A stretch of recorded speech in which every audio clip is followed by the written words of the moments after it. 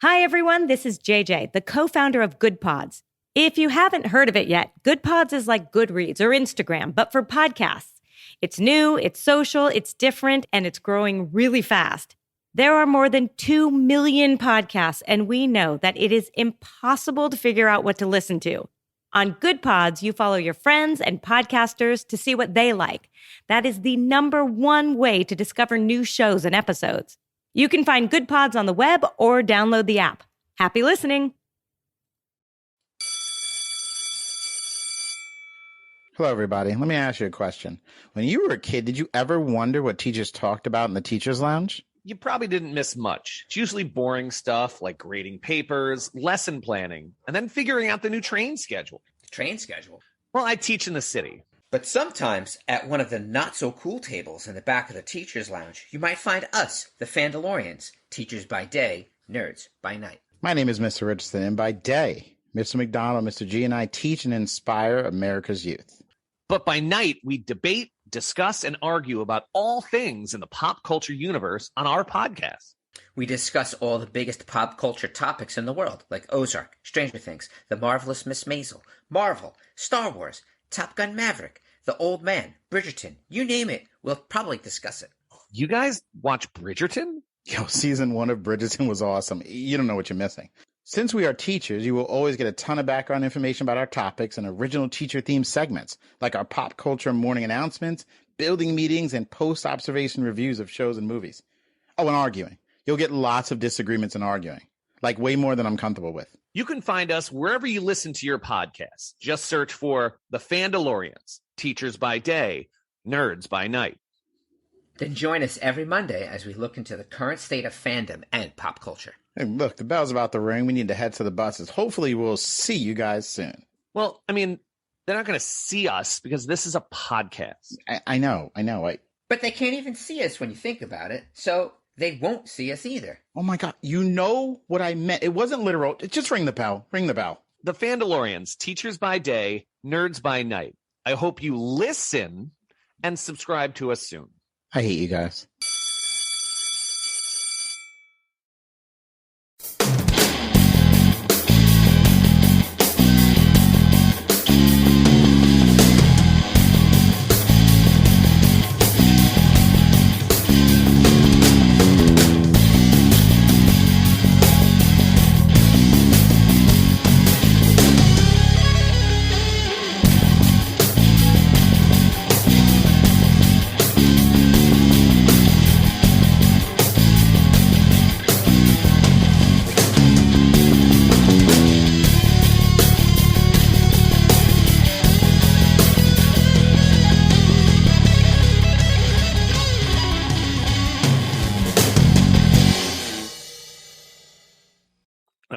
Okay. Hey, everybody. Welcome to Films and Fermentation, episode 118. This is a very special episode because tonight we are celebrating our 7th season premiere. That's 7 seasons? The 7 seasons. That's right. We are Films and What's that? 7. Welcome to Films and Fermentation, a movie and alcohol podcast. I'm Leo. I'm Kevin. I'm Mike. We're 3 friends who like to talk shit about movies while getting shit-faced, and we've been doing it for 118 episodes now. In this episode, we're celebrating the beginning of Season 7. Of course, we're going to be doing that by sampling some tasty libations as usual, and revisiting one of our favorite topics, films that time forgot. This is actually part 6 in the Films That Time Forgot series. Don't forget to drop us an email at filmsandfermentation@gmail.com or visit linktree.com/filmsandfermentation to find all of our social media and podcast links.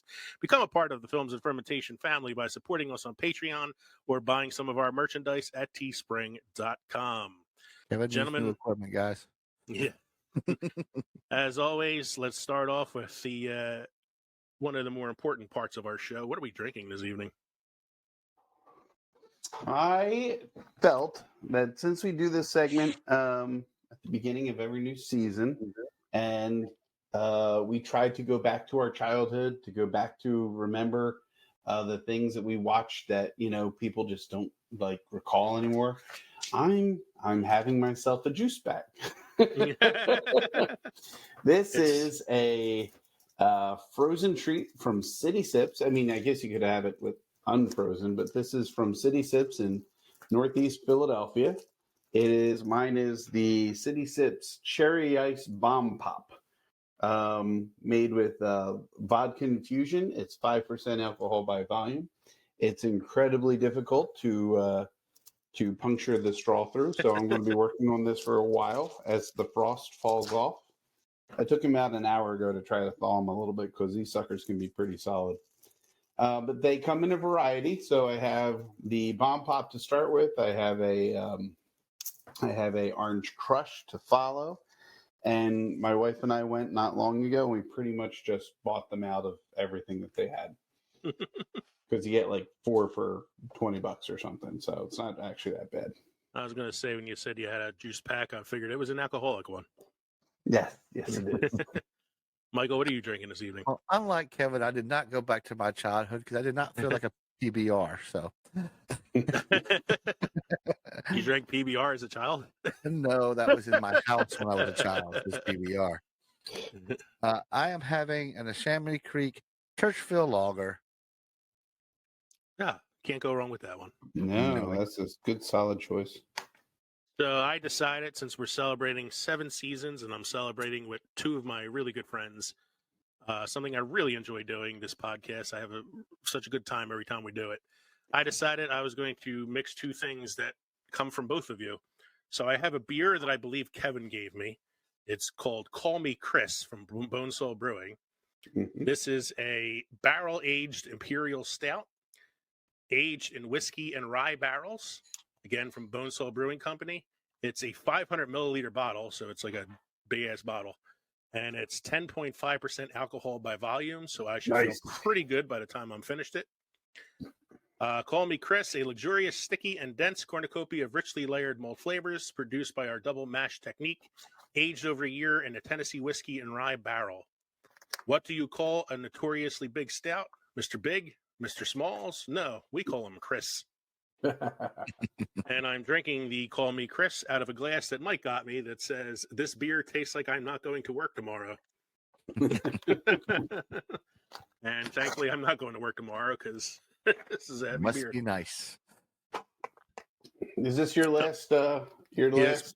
Last couple of days, hurrah. then I go back on Monday. Yep. Same here. All right, Mike. Anything special happened this week? This week in film history. 1946, The Big Sleep, directed by Howard Hawks, starring Humphrey Bogart and Lauren Bacall, premieres. I could probably call this a film the time forgot. 1946, The Big Sleep. Classic, The Time Forgot. Very slow week, it seems, in film history. This is the only fact we have. Yeah, that was much. Yeah, so I could also add, though, today, WWE Hall of Famer, legendary wrestler, and, part-time actor as well, Terry Funk, passed away. Oh, I did not hear that. Yeah, it just posted, I want to say, a couple hours ago on Instagram. So I just found out about it myself. how old was he? He was 79. Okay. And last I heard, he was like still wrestling, like in his 70s. Like the guy was still out there He doing moved like he was in his hundreds. Wow. it. He moved like he was 300 years old. Yeah, but he was still wrestling. Mike, you have a must-try beer craft destination for us this evening? I have a must-try beer. It's called Hike It Out Hefeweizen from Snake River Brewing from Jackson Hole, Wyoming. Nothing says the great outdoors like the classic Bavarian wheat ale. Hazy gold, as much carbonation as you can reasonably put in a can, and all the requisites, banana and clove aromatics makes this 5.2 ABV like take on Weiss beer, quite authentic. There you go. I always heard that Jackson Hole, Wyoming is like a really nice place to visit. It looks like a very like peaceful, calm, like getaway kind of place, but I just can't get over the name Jackson Hole. Exactly.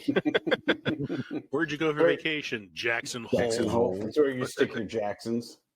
Jackson's Hole. Jackson's Hole. So it's funny. Cause I watch Price is Right all the time. You know, it's my like comfort show, and that's one of the prizes they give away a lot in the opening showdown is like vacation to Jackson Hole, Wyoming. All right, it's time for synopsis according to Glip. Synopsis according to Glip brought to you by Newsly. Newsly.me. Newsly.me is an all-in-one audio super app for iOS and Android that reads the news to you in a natural human voice. Stop scrolling. Start listening. Go to Newsly.me today and use the promo code ANDFERMENT for your first month premium subscription free. So I made sure I saved this synopsis right away because after like so many days it gets erased, and I didn't want to lose it this time since we've been about 2 weeks since we recorded our last episode. Right. So our last episode is episode 117, where we ranked our favorite Pixar films against the tomato meter ranking of the 27 Pixar films that have been made so far. And this is what Glip had to say the episode was about. The hosts discussed the rising cost of the tomato meter. Kevman and Mike discussed the first Disney movie where the mother's killed off. Leo thinks Finding Nemo is near perfect film and that Inside Out is number 8 on the list. Kevman and Mike are discussing the Pixar films and the best of them. Leo and Kevman discuss the best depictions of childhood depression and childhood involving emotions. And the participants enjoy the voiceover work of John Goodman. Well, who doesn't enjoy the voiceover work of John Goodman? John Goodman. Really? Come on. And the best childhood depictions of childhood depression. On the surface, it seems pretty weird, but when you really like break it down, it did get pretty much most of what we talked about in that episode in its own way.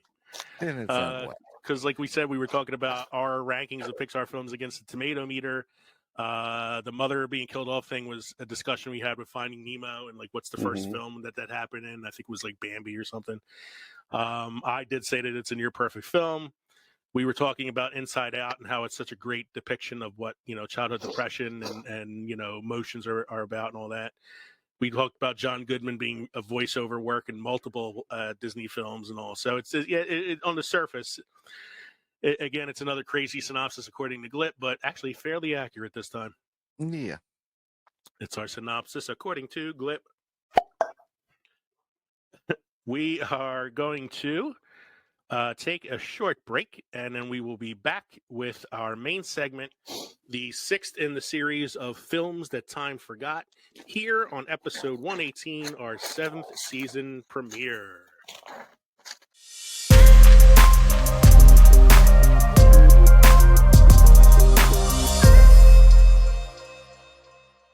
Hey movie lovers, it's Jackson here from the Back to the Blockbuster podcast. If you've ever wanted to hear an amateur cinephile and an industry professional chat about film and television, then look no further, because every week my co-host Gaius and I, we bring you the latest industry news, break down the most recent trailers, try to beat the box office with our weekly predictions, and dive into our favorite movies on their anniversaries.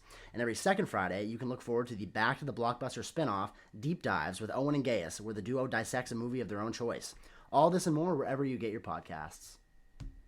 Hello, Spooklings. I'm Jason. And I'm Kathy. And we're the hosts of the weekly podcast, All Hallows Eve Podcast.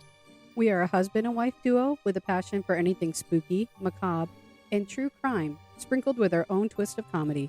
We explore topics such as the history of Halloween, the Butcher of Plainfield, Hocus Pocus 2, urban legends, superstitions, and more. So come join us as we go down the rabbit hole that is All Hallows Eve Podcast. Listen and follow us at allhallowsevepodcast.com or your favorite podcast provider. Stay spooky, my friends.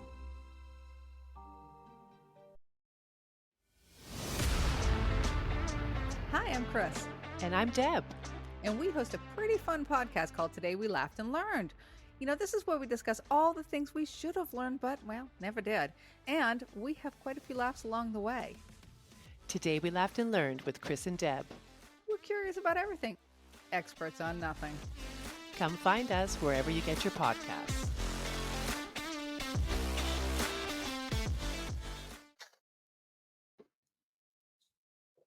We are back after those short messages with our main segment, Films That Time Forgot. Now, I went on Twitter, Facebook, Instagram earlier this week, and I put out there for anybody who is interested in letting us know what is a movie that they remember from their childhood that they hardly hear about anymore. And I got a decent number of submissions for this, so I'm going to give some shout outs to some of our listeners who gave us some movies to talk about here. So Pods Are Us on Instagram told us the 2 movies that they remember fondly from their youth that they don't hear about much anymore are Cop and a Half, which is a movie starring Burt Reynolds as a cop, and his partner is like an 8-year-old boy or something like that. Wasn't he the kid that was on Webster? I don't know enough about the movie to even tell you that. I have no idea. No, it wasn't Webster. I don't know. I don't think it was. No, it's been. I don't think it was. 'Cause I think it was been forgotten so much we forgot it. I also think it came out like a few years like after Webster, so I don't know if it would have been him or not. The other movie that Pods R Us gave us is Problem Child. I feel John like Ritter. that's John Ritter. You have Michael Richardson as the serial killer. Yeah. The bow tie killer. That's how you know it's the 80s and 90s. It's a child movie about a bad kid who admires a serial killer. Then we have Paranormal, the New Normal podcast on Twitter gave us these submissions. Heavyweights. Okay. I think that's about what, kids at like a fat camp or something like that. Yeah. Little Big League, which is one of my favorites, and it's one that it's actually on my list of like films of time forgot. It's probably one I would talk about later at some point. A Rookie in King Arthur's Court. I can't say I know much about that one. And Surf Ninjas. Oh my God. So one of my friends, Rob, thinks that Surf Ninjas is the best movie ever that needs to be discussed. I need to watch this movie because aside from Paranormal podcast mentioning it, Gaius from Back to the Blockbuster also put down Surf Ninjas as his movie. Surf Ninjas got 2 mentions, so I might have to check out Surf So that Ninjas. means at the top of our next podcast is Surf Ninjas. We might have to have like Gaius and Jackson come on and talk about it with us. I don't know A Rookie in King Arthur's Court. I'm trying. Oh, it's not a rookie. It's a kid in King Arthur's Court.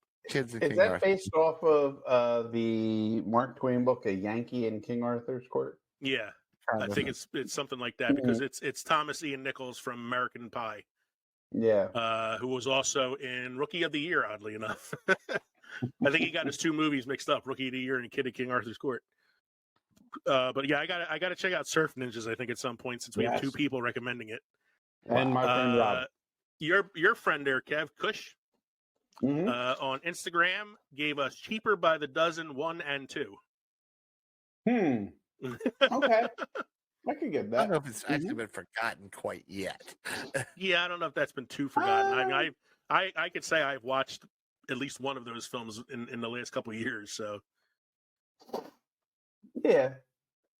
Hold on, But that's probably, I mean, based on, like our ages and stuff like that, that would kind of fit for him. That's one of those younger movies that a kid would watch, kind of like The Parent Trap. Surf Ninjas, 1993, Surf Ninjas, hour and 27 minutes, 5 out of 10 on IMDb. Stars. Wow. That's the worst rating the mine got this week. Stars Ernie Reyes Sr., Ernie Reyes Jr., and Rob Schneider. You know it's good when it's got Rob Schneider in it. Yeah, right. As a ninja. Wow. This person. Thank you, Kush, for that one. That was a good one. It's a good one. Dabo on Instagram gave me Kids, which is a film from the early 90s. It's Rosario Dawson's first movie. It is a realistic look at the life of like inner city kids in New York who are into drugs and alcohol and other things, and it's one of the scariest films I've ever seen because it's so realistic. I was going to say, wasn't it controversial? Very controversial film, and because it deals a lot with like HIV and sex and things like that. It's a disturbing movie to watch. Somebody named The Real Mego on Instagram. I believe her name is Megan. Yes, I know that, Megan. You know that, Megan? I believe it's the one you're married to. Yes. He suggested Pippi Longstockings. I get that. Yeah. I think I had a crush on one of the kids in Pippi Longstocking. Was it Pippi? No, it wasn't Pippi. Though I do have a thing for redheads. Hold on. Wasn't Pippi. Newsflash. Kevin had a crush on an actress in a movie. Right. Mhm. That's right. Yes, I did. I'm looking up Pippi Longstocking now. So Pippi came, and there was a young brother and sister, and I think it was the sister. So there's a Pippi Longstocking from the 60s. I'm assuming your wife means the one from 1988. That's it. Because that's the one. That's the one I'm familiar with. Mm-hmm. Pippi was played by Tammy Erin, and I'm looking at some of the other actors in it. I don't recognize too many people, so not one I really think I'm going to watch again to figure it out, though. No. Faizan Ali on Facebook gave us Tremors. Okay. That is I don't know if that's a time forgotten one. I've actually watched Tremors not too long ago. Yeah, I don't know. It's one of my favorite 90s B movies. Joey DiCarlo on Facebook gave us Flight of the Navigator. That's one of my favorites. It's probably one of the ones on my list of movies that time forgot. Bill Von Viegel on Facebook gave us The Gate. That one I don't know if I'm familiar with. I think it's a horror movie. I'm assuming it is. It's because there's so many other movies that have similar titles. The Gate is from 1987, stars Stephen Dorff. Kids left home alone accidentally unleash a horde of demons from a mysterious hole in their suburban backyard. Which happens. That sounds like a yeah, I would have done that. Yeah, that sounds like my kind of movie. Backyard. Actually, sounds like my kind of movie. I probably gotta watch it. Mark Batoulier on Facebook gave us Meet the Feebles. Meet the Feebles is a puppet film from the 80s that's like a spoof on the Muppets, but it's very, very R-rated and very over the top, raunchy comedy. Infinite Banter Podcast on Twitter gave us Armed and Dangerous. It's a John Candy film, John Candy and Eugene Levy. Yep. And they also gave us Enemy Meg Mine. Ryan was in that too. Yes. Oh, that's a good one. Yeah, Enemy Mine is the other one they gave us. That's one of my favorites. I love Enemy Mine. Yeah. DJ Scoob from The Undiscovered Entrepreneur gave us UHF with Weird Al Yankovic. I love that. I actually just watched that recently too. It was on Amazon Prime. I love UHF. Sergio Betancourt on Facebook gave us the original Ninja Turtles movie. The original. No CGI, just martial artists wearing really big costumes with animatronic heads. That's Jim Henson there, man. Yeah, that's Jim Henson's animatronics, yeah. Go Ninja, go Ninja, go. He has that in here. He has go. that at the end of his message. Go Ninja, go. Speaking of Jim Henson, we have the Dark Crystal given to us by Colby Register on Facebook. Could that really be time forgotten since he just had a miniseries about it not too long ago? I mean, anybody who's seen the miniseries but never seen the movie might not even known that there was a film before. Mm-hmm. You know, I mean, it's been such a distance between the film and the series. And then we have Jack Starry on Facebook gave us Time Bandits. Okay. Nice. That's definitely Terry one. Gilliam. That's Terry. That's definitely one I think that's kind of forgotten. Richie Rosati on Instagram gave us Hacksaw Ridge.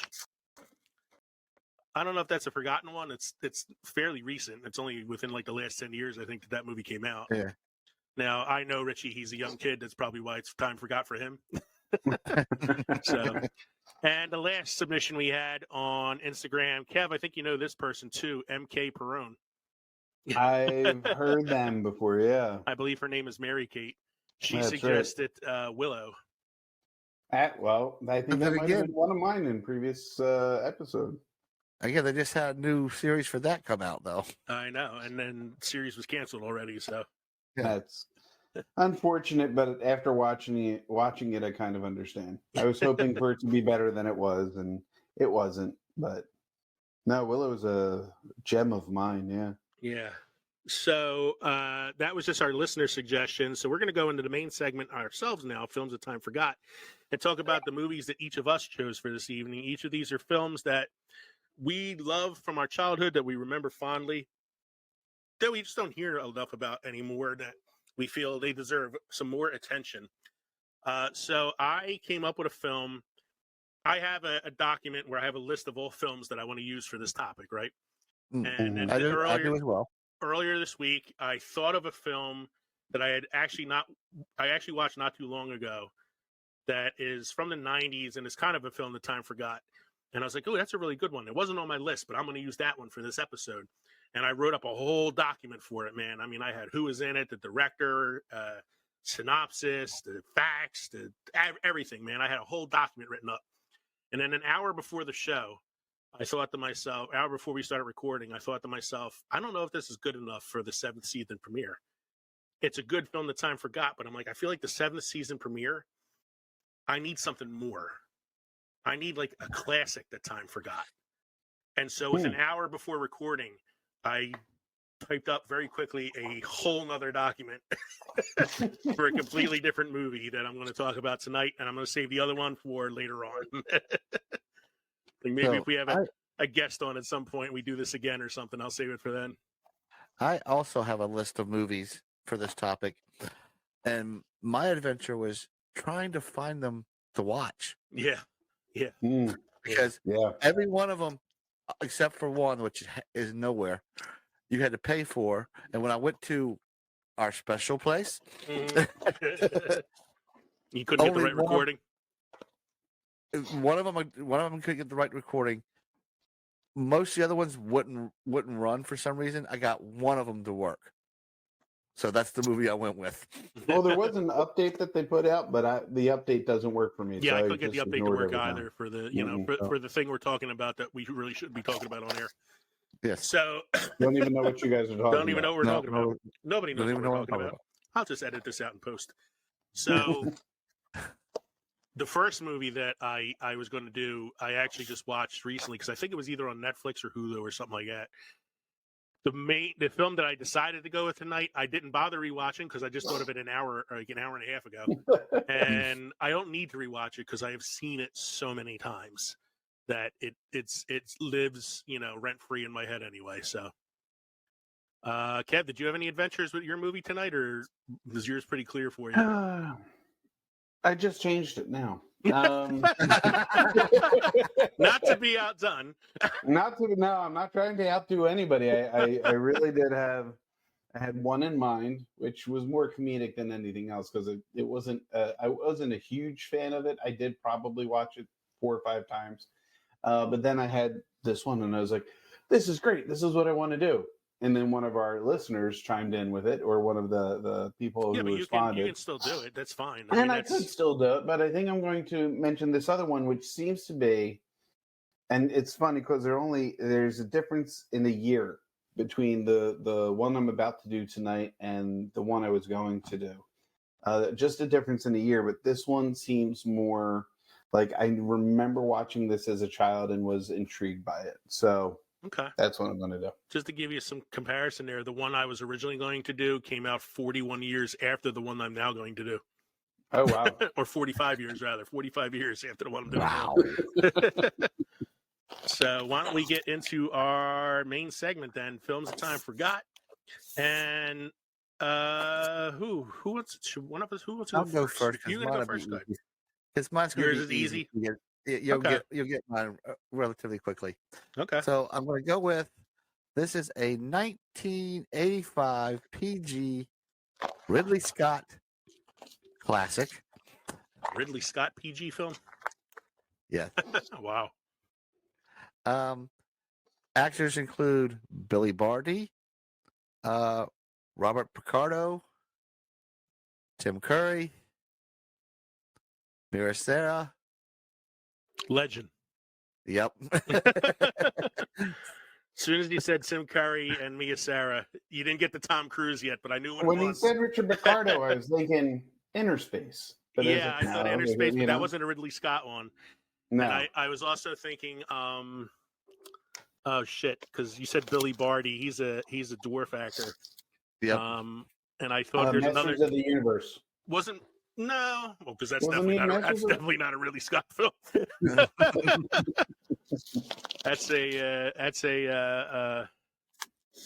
That's definitely not a Ridley Scott. Not really Scott. No, but it's Legend. Yes, go ahead. Yes, it's Legend. When I was younger, much younger than I am today, I really enjoyed it. I rewatched it yesterday, and I'm like, okay, the costumes are great. They rushed the frickin' story. They have no backstory. What the hell? What the hell's going on? Is Tom Cruise in that too? I've never seen Tom Legend. Cruise is in it. Yeah, It's Tom Cruise. Yeah. It came out right after Risky Business. No, very young Tom Cruise. it's Risky Business, then All the Right Moves, then this one, Mm-hmm.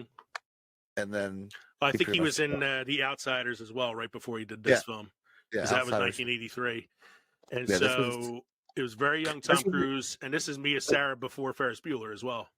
Yeah, she was only 16 in this movie. Mm-hmm. Oh wow. Tom Cruise. This is a year before Top Gun. Okay. Something tells me if he had done Top Gun before this film, he wouldn't have done this You film. would not have done. Yeah. Well, there's a note in here saying Tom Cruise reportedly wasn't happy with the American cut of the movie and wouldn't talk about it for years because of it. He very much encouraged fans to go watch the director's cut, which I did not watch, so you can tell. The director's cut had more mentions of Xenu and Scientology. The costumes, though. I mean, Tim Curry's costume. The freaking costume that Tim Curry wears in that movie is ridiculous. I mean, I don't think they could do it any better today without, CGI in it. CGI. Yeah. It's you don't I have seen his double. Yeah. Like it's not even recognizable that it's Tim Curry. Well, actually, if you remember any of the movie, the goblin he sent to get to kill the unicorn, that is Robert Picardo. Yeah, I don't remember too much of the film. I mean, I remember mostly what I remember is thinking, even back then when I saw the film as a kid, that Tom Cruise didn't fit this movie. Yeah. That Mia Sara was beautiful. Oh, yeah. And that the devil character was fucking terrifying. And this is before I kind of knew who Tim Curry was. So, because then I saw it after I learned it was Tim Curry, like a couple years later. To me, it was like, holy shit, that's the same guy from Clue and Rocky Horror Picture Show. And Dunstan checks in. That's the same guy. And Pennywise. And Pennywise the clown. Yeah. Now he's more recognizable as himself as Pennywise than he is as the demon character in this film. Yeah. Here's what's disturbing that I got here on IMDb. Mm-hmm. It is right now 6.3 out of 10 stars. Mm-hmm. And its popularity is going up. That's weird. That's odd. I think it's a lot of sometimes too. It's when an actor does a film that's super popular, does really well. Like Tom Cruise was in Maverick recently, and the new Mission Impossible film. Sometimes it prompts people to go back and watch films from early in their career. So that could be a reason for this spike or whatever it is. There's also 4 alternate versions of this film. The European release, which was 94 minutes. American theatrical release, which was 89 minutes. The network TV version, which is 94 minutes, and the director's cut, 113 minutes. I think they do that 113 minutes that tell you what the hell is going on in that movie. That's common with Ridley Scott because, like, Blade Runner has like 4 different versions. And one of them is the director's cut. The original Alien has a director's cut. So, like, that's common with like Ridley Scott films. I'm looking at it now. Since we were talking about the tomato meter on the last episode, I brought up Rotten Tomatoes. Legend on Rotten Tomatoes from 1985. You got to get Eddie Fox. There's a new one out too. Yes, well, there's the Legend, the one with Tom Hardy that came out a couple years ago. Yeah. 41% tomato meter ranking. That's the critic score. 41%. The audience score is 73%. Holy Wow. crap! That's pretty good for an audience Yeah. score. A lot of people like this film, apparently. Ah, Now, if I had a choice of watching, say, like Legend Or Willow? or Willow, I would watch Labyrinth.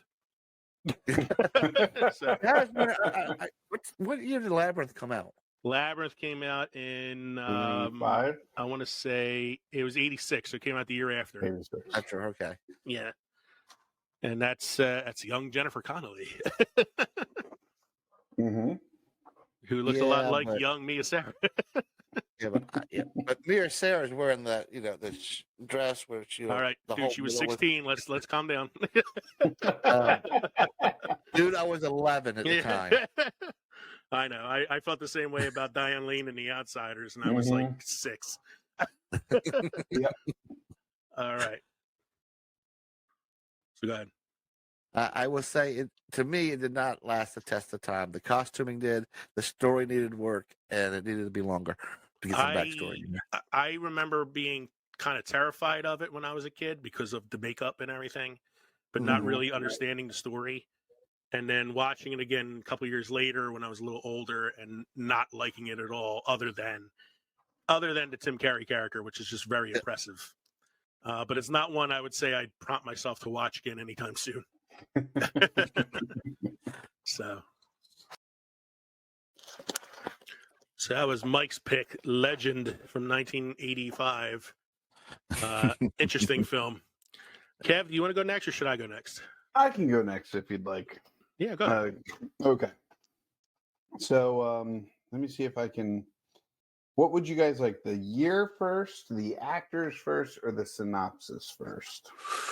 Go year and director first. Year and director. Okay. Year director. I'm going to have to do year director and actors first, I think, because the synopsis is definitely going to give it away. So the year was 1988. Mm-hmm. Kevin was a tender 9-year-old boy. This is, I want to make sure, a Terry Gilliam production. Okay. It Brazil. starred. Did I get it? Starred. No. Okay. It starred John Neville, Eric Idle, Okay.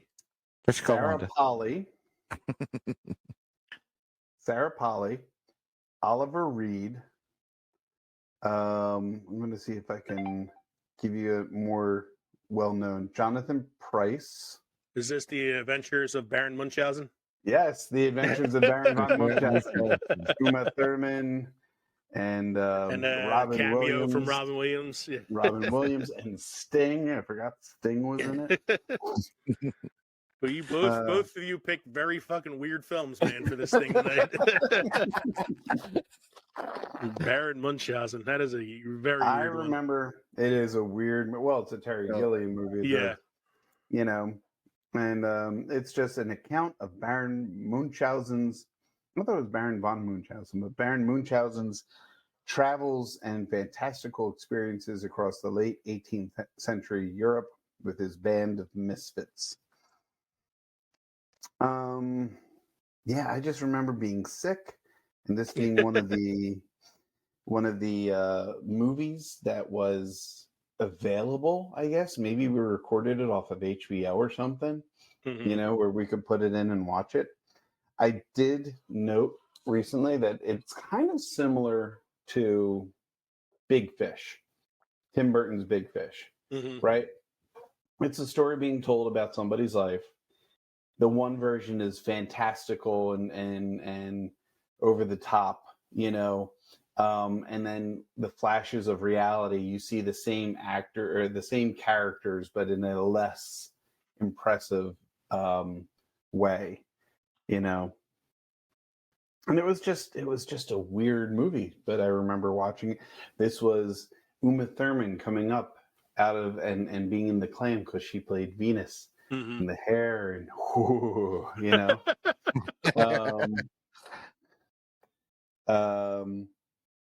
and it was Robin Williams doing his Robin Williams thing. This was actually Uma Thurman's first acting job. Wow. Yeah. As Kevin takes a sip from Mississippi.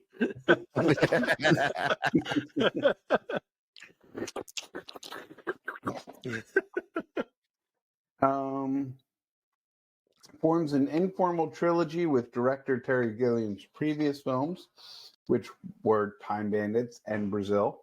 The three movies represent the three stages of man: youth, middle age, and elderly, and the impact of imagination on each. Jack Purvis and Winston Dennis appear in all three films. Of the three, this is the only one in which Dennis has speaking lines and his face is seen. So, I saw it. I saw it. Because well, I had seen it. This is like the emergence of Robin Williams as a viable, box office star and Oscar contender, because he had just done Good Morning Vietnam and he had Dead Poet Society coming up after this. And he was uncredited with this. They couldn't afford him, and he decided he'd do it anyway. So I was on a Robin Williams kick at the time, and when I saw his face in the trailers, I was like, "Ooh, Robin Williams!" So I went to see it, thinking it was a Robin Williams film. Alas. It was not. It was alas, earwax. It was a very odd film that did not really star Robin Williams. No. So apparently Sarah Polley's kind of taken a step back from acting. She's more into the writing and directing right now. She actually just won an Oscar this year for Best Screenplay for Women Talking. So yeah, she's kind of gone behind the camera at this point. Yeah, she said that the movie left her with some scars. It was just dangerous working around. So many explosions going off all around me, which was traumatic for a kid, whether it being dangerous or not. And something about Polly reproduced an email exchange she had with Gilliam several years later. She said, "I was pretty furious at you for a lot of years, though," she says, "the adults who should have been there to protect me were my parents, not you." And Gilliam replied, "Although things may have seemed dangerous, they weren't." Something tells me he's kind of a little light-handed with, safety measures on his films. I mean, like the two other films you mentioned, Brazil and Time Bandits, are also big, bombastic, like over the Monkeys. top. Yeah, 12 Monkeys, and I think he directed A Fish Called Wanda as well. He might have. And so it's like his movies are always a little over the top. I like 12 Monkeys though. That's a good movie. That's a movie the time forgot, I think. Yeah. All right. Do you have anything? So does it hold up today, you think? No. I mean, I don't think so. I look, and I'm going to tell you that one of the other movies I was planning on doing, this is the one I had thought of first, and I'm just not going to do it down the road because it's bullshit. But I was going to do Mac and Me.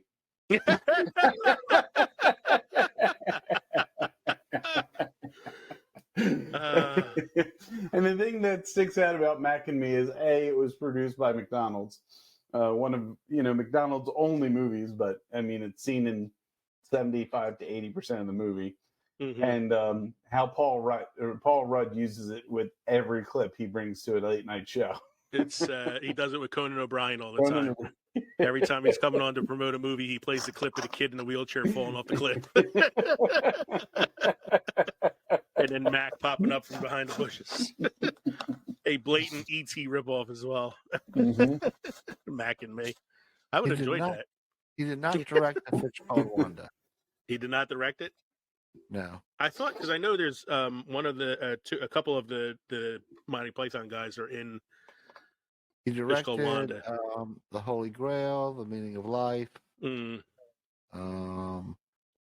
Brazil, The Fisher King, 12 Monkeys, King's a good movie. Fear and Loathing in Las Vegas, another good movie. The Brothers Grimm, terrible movie. Didn't he also do the Dr. Parnassus or? Yes. Yes, he did the Imaginarium of Dr. Parnassus. Yeah, that's it. He did that, yeah. So John Cleese directed A Fish Called Wanda. Okay, so it was another Monty Python guy. Yeah. Right church for all of you. So both of you did very strange films, and neither one of you believe your films have stood the test of time. No. So it's time for me to talk about mine and see whether or not mine stood the test of time, as mine is definitely the oldest of the three. Here you go. My film came out in 1951. So as I said, I was originally going to do a film from the 90s, but then I decided, no, I need it for our 7th season premiere to do a classic that time forgot. So I went with a film from 1951 that doesn't really have a rating because they didn't really have a rating system yet in 1951. The movie was directed by Robert Weiss, who is very early in his career. He would go on to win 4 Oscars for Best Director and Best Picture for West Side Story and The Sound of Music. So, major player in Hollywood in the 60s. And musicals. Musical stars Michael Rennie and Patricia Neal.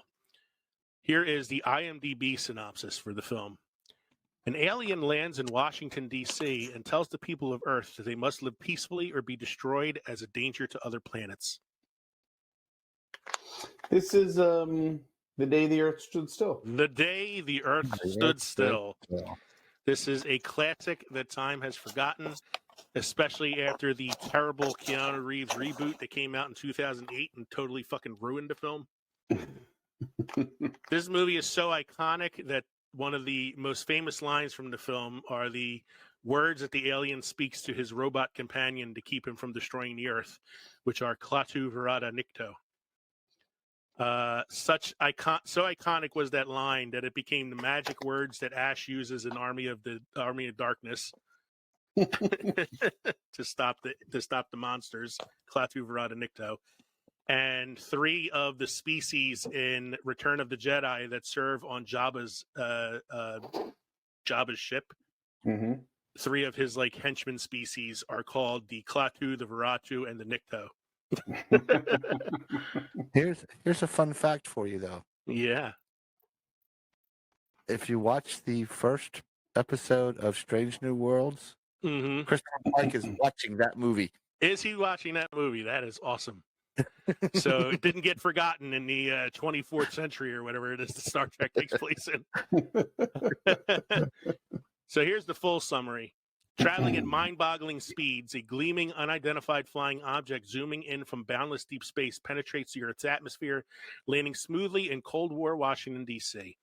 Encircled by large yet feeble military forces, the peaceful intergalactic ambassador, Klaatu, emerges from his mysterious vessel accompanied by the silently dangerous robot of incomprehensible power, Gort, only to witness firsthand Earthlings' hospitality.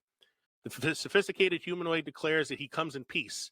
However, he needs to assemble the world's greatest minds to hear his merciful warning and a definitive ultimatum. Is Klaatu the messenger of humanity's doom or its savior? I friggin' love this movie so much. It is one of my all-time favorites. It's a film that I'll say this now, it did not get old for me. I didn't rewatch it for tonight because, like I said, I decided to do this an hour ago. But it still holds up to me because I've seen it so many times. The first time I saw this, I was a freshman in high school, and my biology teacher showed it to us right before Christmas break as let's watch a movie to kill some time before Christmas break. And we watched this. And a lot of my friends in the class were not into it because, black and white film, it's old, blah, blah, blah, the usual prejudices against older films like that. Right. But I was totally into it because I was always a sci-fi nerd to begin with. And it blew me away because for a film made in 1951, it has some really spectacular special effects. The ship has a door that opens up that looks like it comes out of virtually nowhere. Like there's no seams on the door when it opens. You got the robot Gort, which is, pretty impressive looking. It's a nuclear war film. We're coming off of World War II and the atomic bomb. And, Cold War is happening. And his message to the Earth is, get rid of your nuclear weapons, stop your hostilities, or we are going to destroy this planet for the better good of the galaxy. Get your shit together. Get your shit together, or we're going to take you out. It's kind of the message of the film. And I was surprised that... I'm sorry, go ahead. Go ahead. No, go ahead. What are you going to say? I was just going to say how accurate so much of the alien technology is, the door that comes out of nowhere, the seams, you know, Mhm. the life destroying robot. The AI. You know, it's like the AI. They saw it before it actually came to be.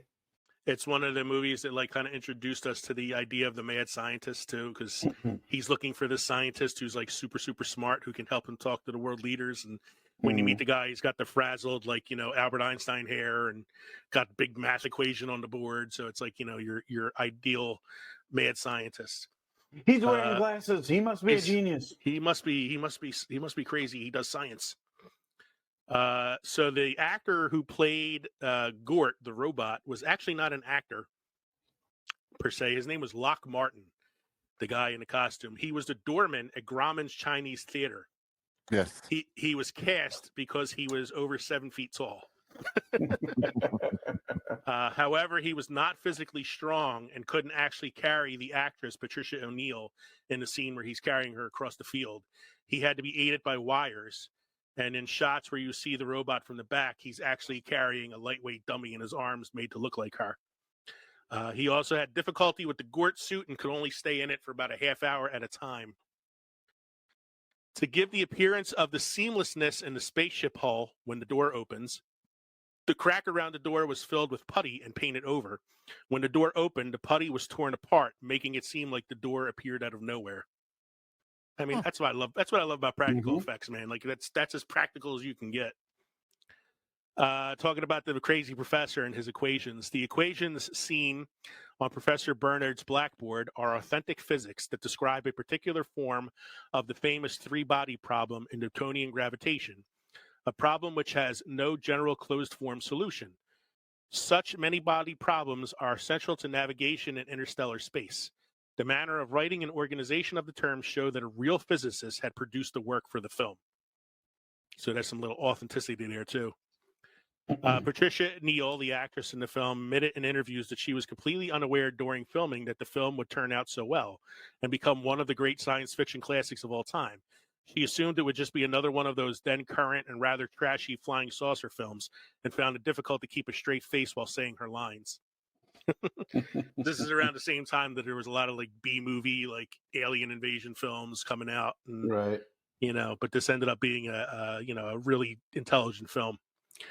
The Army refused to cooperate after reading the script. The studio then approached the National Guard, which had no qualms about seeing the Army depicted in a less than flattering light, and gladly offered their cooperation.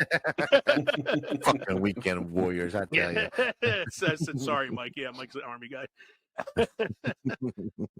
I can't say enough about this film, man. If you've never seen The Day the Earth Stood Still, please watch this movie and make sure you watch the 1951 black and white classic original. It is well worth the time. Here are the taglines for the film. This is I love about the older films in the 50s too, is there's a million fucking taglines. A robot and a man hold the world spellbound with new and startling powers from another planet. The second tagline is, the screen has never conceived a creature like this. What creature? There's no creature. It's a robot and a dude. Yeah. The world faced with destruction by strange men and demonic machines from another planet. Is there a face that can destroy the world? A robot and a man with amazing powers invade the Earth. That's pretty straightforward. Yeah. Never before equaled, never before approached, never before seen. You could say that about every fucking movie. From out of space, a warning and an ultimatum. That seems the most accurate. Yeah, it's the most accurate one, I think. Strange power from another planet menaces the Earth. That sounds like a bad, Weekly World News headline. What is this invader from another planet? Can it destroy the Earth? It's actually based on a short novel called The Day the Earth Stood Still, which I read the novel after I saw the film because I was curious about it. And like most films based on novels, very, very different. In the short story or novella that it's based on, they do actually end up destroying the Earth. So a little bit of a happy that would be ending a in this shitty film. end to a movie, wouldn't it? I don't know. It almost happened in Independence Day. Hey, almost he got happened that in World of Apple Worlds. computer to talk to that Yeah. spaceship. Come on now. Yeah, it's the Apple Can't computer. get it to talk to anything on Earth, but it can talk to us alien spaceship. Yeah. So you have two classics that came around this time, because in 1951 you had The Day the Earth Stood Still, and in 1953 you had the original War of the Worlds, which are both amazing sci-fi films with groundbreaking special effects for the time. So, Michael, do you have any beer trivia or history for us this evening? I have some beer trivia for you boys. Beer has been brewed in Scotland for more than 5,000 years, though hops weren't used until the end of the 19th century.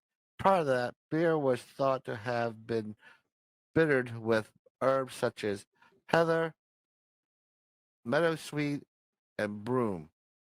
Among the tribes that brewed these formidable and intoxicating Groot beers were the Celts and the Picts. All right. We keep learning that beer's just been there forever. I gotta send you guys. I'm sending you guys a picture of this distinguished gentleman I found when I was going through some old pictures this weekend. I think you'll enjoy this picture I just sent you. I texted it to you. Look at that! Checking. Look at that distinguished gentleman. There it is. Look at that guy. Look at that fresh-faced distinguished gentleman there. Oh man! Wow. There he is. Yep. That's baby Kevin right there. Baby Kevin. That's when I used to comb my hair. I would comb it back, and then I'd shake my head back and forth to get the part down the center. And just comb it back. That's what I do now. It's Baby Huey. I should make that the thumbnail for this episode. Yeah.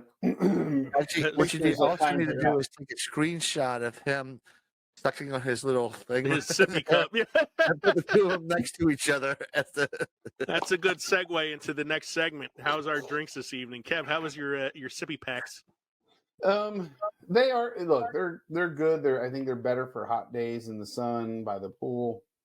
The downside is it, like anything that's frozen, you're going to get the chunk of flavor and juice and alcohol, and then the rest is just water ice. The rest is just ice, like frost.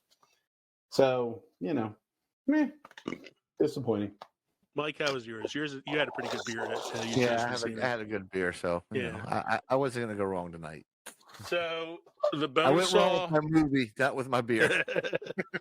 the Bonesaw Call Me Chris is good, but it is heavy as fuck, and probably would have been a better beer for the wintertime than the dead of August. Yeah. Because it is heavy. So this was a pretty cool day today. So it was it was relatively cooler. Yeah, I mean but this is still a heavy beer. I think I'm going to take off tomorrow. Me too. I wish. Actually, I'm supposed to go golfing tomorrow. You know what? I don't know how the weather's going to Friday off. Yeah. Instead.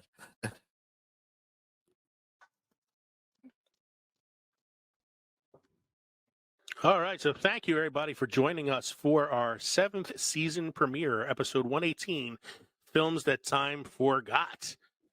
We hope you enjoyed listening to this episode as much as we enjoyed recording it for you.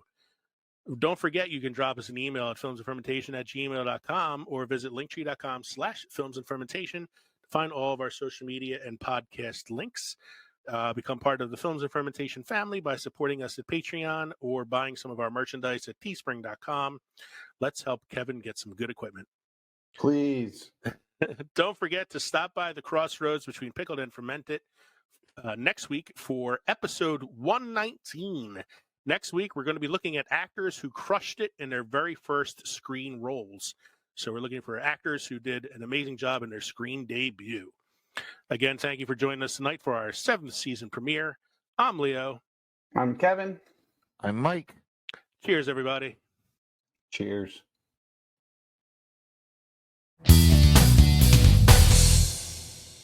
And you guys want to do a run through of this real quick, or do you want to just go in and see if we get it on the first try? Let's just try it on the first try. So this is our congratulations on 100 episodes for the Fandalorians. I'm Leo. I'm Kevin. I'm Mike. And we're the hosts of the Films and Fermentation Podcast. And we're here tonight to give a special shout out. That's right. We want to say congrats to the Fandalorians on reaching 100 episodes. 100 episodes is no small feat. Believe us, we know. So once again, from one group of nerds to another group. All right, so let's try that again. Okay, hold on. Let me see. Do you want to just do from one group of nerds to another? Well, that's what I'm trying to figure. So from one group of nerds to another group of nerds. Yeah, so let's just do one group of nerds to another. I think that might have been a typo on my part.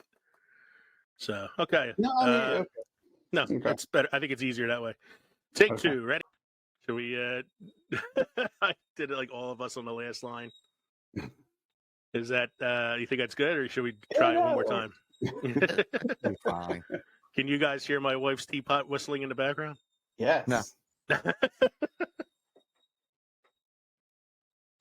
Yeah, the nerd line is because they're teachers by day, nerds by night. So I threw that in No, there. it just tripped me up when it was to another. Yeah, that must have been a typo on my part. Yeah. This podcast is hosted by Buzzsprout. Podcasting isn't hard when you have the right partners. The team at Buzzsprout is passionate about helping you succeed. Join over 100,000 podcasters already using Buzzsprout to get their message to the world. If you want an upgrade, Buzzsprout has tons of guides to help you find exactly what you need. We use Buzzsprout and it's a game changer for us. An all-new analytics system helps us track who's listening to our show and where they're listening to it. If you'd like to use Buzzsprout as well, follow the link in our show notes to buzzsprout.com. And while you're there, let them know that Films and Fermentation sent you.